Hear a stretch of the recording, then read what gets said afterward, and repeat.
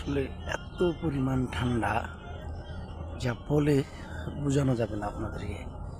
Last 5 বছরেও আমার মনে হয় না যে এত ঠান্ডা পড়েছে।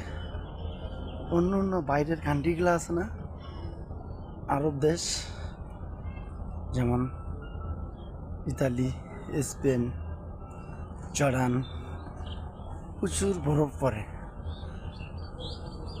বাংলাদেশের অবস্থা এরকম হয়ে গেছে, বিশ্বাস করবেন না আপনারা।